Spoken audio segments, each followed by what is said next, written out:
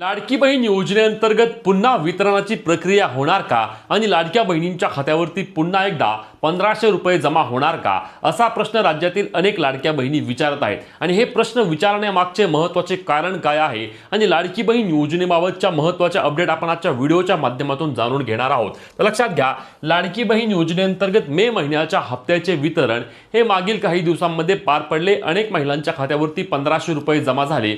यामध्ये मग सर्वच प्रवर्ग प्रत्येक प्रवर्गातील महिलांच्या खात्यावरती हे 1500 रुपये जमा करण्यात आले। मग यामध्ये अजून हा प्रश्न का विचारला जातोय की पुन्हा नवीन वितरण होणार का आणि हा प्रश्न विचारण्यामागचे महत्त्वाचे कारण काय असणार आहे तर मागील हप्ता लक्षात घ्या। लाडक्या बहिणींनो, मागील महिन्यामध्ये अर्थातच मे महिन्यामध्ये लाडक्या बहिणींच्या खात्यावरती 3000 रुपये जमा करण्यात आले होते। हे 3000 रुपये कोणते होते तर हे 3000 रुपये होते मार्च आणि एप्रिल महिन्याचे, ज्यामध्ये आज 1500 रुपये आले, उद्या परत 1500 रुपये आले आणि अशा पद्धतीने राज्यातील जवळपास 1,70,00,000च्या आसपास महिलांच्या खात्यावरती हे 3000 रुपये जमा करण्यात आले। आणि आता पुन्हा एकदा लाडकी बहीण योजनेअंतर्गत मे महिन्याच्या हप्त्याचे देखील वितरण पार पडले आणि यामध्ये अनेक लाडक्या बहिणींचा मग एक प्रश्न आहे की वितरण पुन्हा एकदा होणार का आणि जून महिन्याचे 1500 रुपये येणार का। त्यासोबतच अनेक लाडक्या बहिणींचं एक स्पष्ट मत आहे की मागील वेळी आपण पाहिलं होतं की एससी प्रवर्गासाठी निधी वितरण करण्यासाठी विलंब झाला होता आणि एससी प्रवर्गाला एका आठवड्याने पैसे मिळाले होते। तशा पद्धतीने आता अनेक महिला म्हणत आहेत की आमचा ओपन आहेत, आम्ही ओबीसी आहोत, आम्ही एससी आहोत, आम्ही एसटी आहोत, आमच्या योजनेचे पैसे आले नाहीत, तर वितरणाबाबतचे अपडेट सविस्तर आम्हाला सांगा। तर चला सर्व सविस्तर अपडेट जाणून घेण्याचा प्रयत्न करूया, परंतु त्याआधी आपल्या पेजला फॉलो करून चॅनलला सबस्क्राइब करायला विसरू नका, जेणेकरून योजनेसंदर्भातील सर्व अपडेट तुमच्यापर्यंत सर्वात आधी आणि सर्वात योग्य पद्धतीने पोहोचवण्याचे काम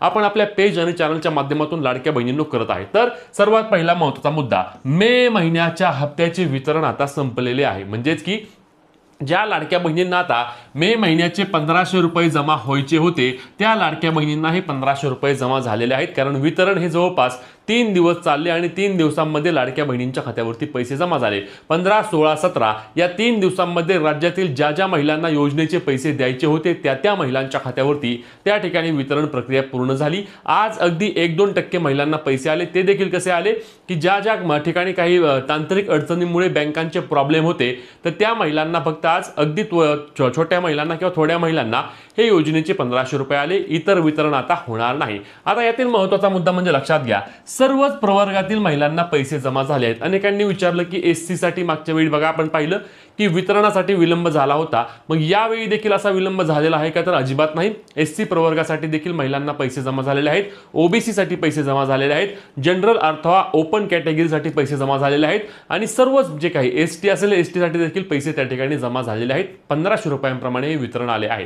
पुढचा महत्त्वाचा प्रश्न आहे, जून महिन्याचे वितरण देखील आता लगेच होणार आहे का तर जून महिन्याच्या हप्त्याचे वितरण आता लगेच होणार नाही। हे तुम्हाला पुढील महिन्यामध्ये 15 तारखेच्या तुमच्या खात्यावरती जून महिन्याचे पैसे येतील। लगेच वितरणाबाबत कुठलीही अपडेट नाही, त्यामुळे अनेकांनी सांगितलं होतं की जून महिन्याचे देखील पैसे आता लगेच येतील किंवा 2-3 दिवस थांबल्यानंतर परत एकदा वितरण प्रक्रिया पार पडणार आहे, तर असं काही होणार नाही। लक्षात घ्या, जून महिन्याच्या हप्त्यासाठी तुम्हाला पुढील महिन्याची वाट बघावी लागेल आणि पुढील महिन्याच्या 1 ते 15 तारखेच्या मध्ये तुमच्या खात्यावरती जून महिन्याचे देखील वितरण त्या ठिकाणी पार पडणार आहे। आता लक्षात घ्या, ज्या महिलांचे पैसे आले नाहीत त्या महिलांचा विषय काय होणार।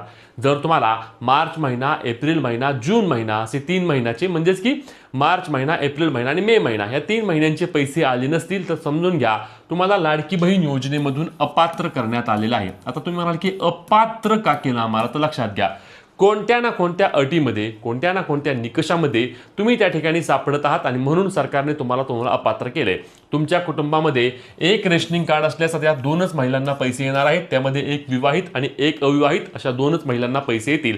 आता जरी तुमचे दोघी असाल आणि तुम्हाला समजा पैसे आले असतील तर लक्षात घ्या, येणाऱ्या काही दिवसांमध्ये, येणाऱ्या काही महिन्यांमध्ये तुमचे पैसे बंद होतील। एका रेशनिंग कार्डवर एक विवाहित आणि एक अविवाहित 2च महिला या ठिकाणी पात्र ठरणार आहेत।